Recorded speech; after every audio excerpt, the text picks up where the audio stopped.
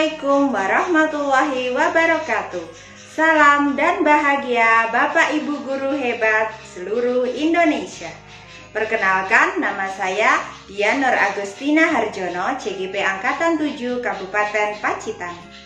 Tak terasa kita telah sampai pada akhir modul 1. Kini saya berada pada fase keterkaitan antar materi antara modul 1.1 hingga modul 1.4.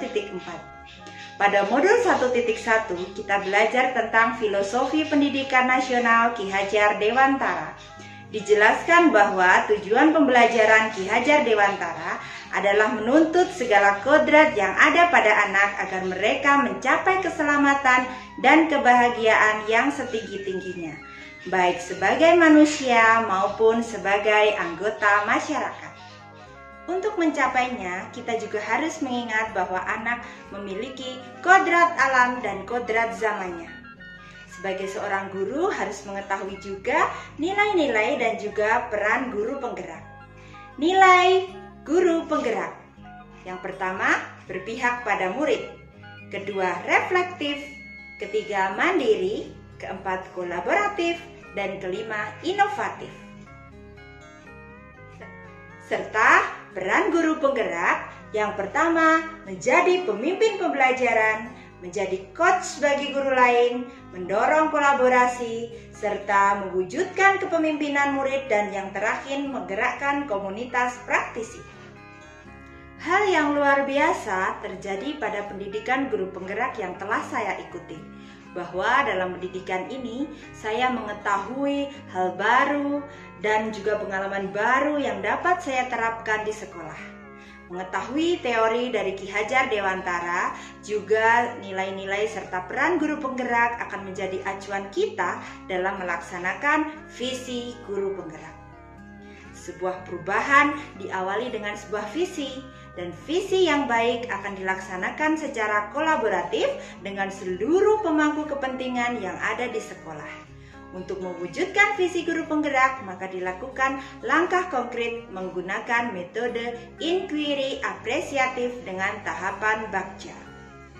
Tahapan Bagja yang pertama, membuat pertanyaan utama.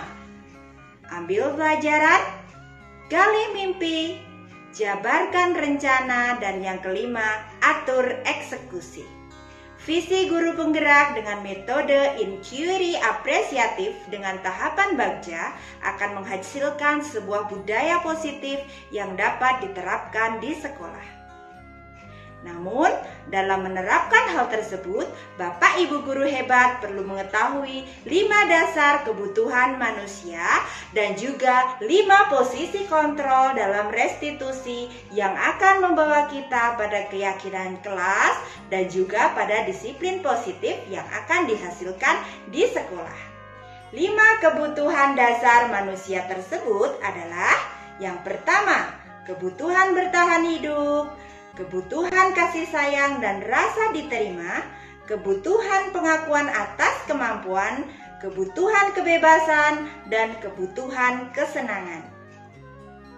Selain mengingat 5 kebutuhan manusia, kita juga harus mengetahui 5 posisi kontrol, yaitu penghukum, pembuat rasa bersalah, teman, pemantau, dan manajer. Dan posisi kontrol yang terbaik adalah sebagai manajer.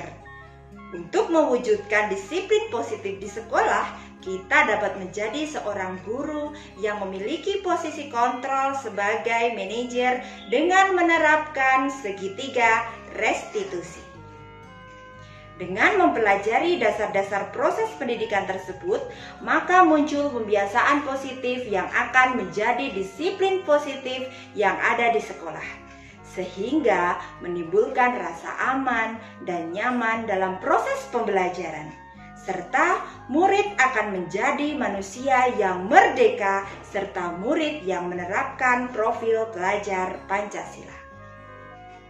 Dalam mewujudkan disiplin positif di sekolah, kita harus memperhatikan teori kontrol, bahwa kita tidak dapat mengontrol orang lain, karena mereka lebih baik untuk belajar mengontrol diri sendiri dan menggali potensi agar tercapai tujuan mulia, yaitu menjadi orang yang diharapkan dengan nilai-nilai yang dapat dihargai oleh mereka sendiri. Hal tersebut juga didukung dengan mengingat teori motivasi, bahwa setiap perilaku pasti memiliki tujuan. Saat kita mengharapkan nilai-nilai kebajikan yang universal, maka motivasi harus muncul dari dalam diri. Motivasi yang bertujuan untuk menghargai diri sendiri. Bagaimana hal tersebut dapat terwujud? Yaitu dengan membuat kesepakatan kelas yang muncul dari dalam diri, sehingga ada sebuah dorongan secara sadar untuk melaksanakan disiplin positif. Kita sebagai pendidik dapat menuntut mereka mencapai hal positif tersebut dengan memposisikan diri kita sebagai manajer. Hal tersebut adalah posisi terbaik dalam 5 posisi kontrol seorang pendidik. Langkah terbaik sebagai seorang yang berada di posisi manajer adalah dengan menerapkan segitiga restitusi, di mana dalam segitiga kita harus memahami 5 kebutuhan dasar manusia dalam memutuskan sebuah pemecahan masalah.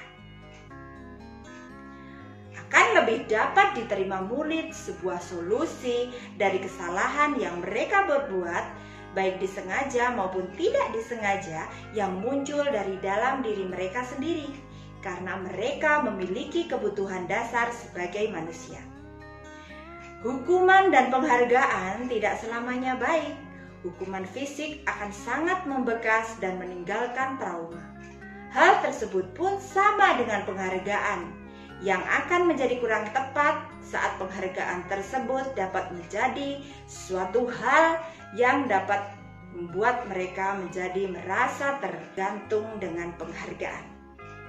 Bukan hal yang salah memberikan hukuman dan penghargaan, namun kita harus tahu bahwa kapan hal tersebut dapat digunakan dengan tepat. Hal yang menarik untuk saya dan di luar dugaan adalah bagaimana kita benar-benar disadarkan akan semua yang dilakukan murid kita pasti memiliki alasan dan tujuan. Belajar pada modul ini membuat saya tersadar akan setiap murid memiliki kodratnya dan memiliki tujuan dari setiap tindakannya.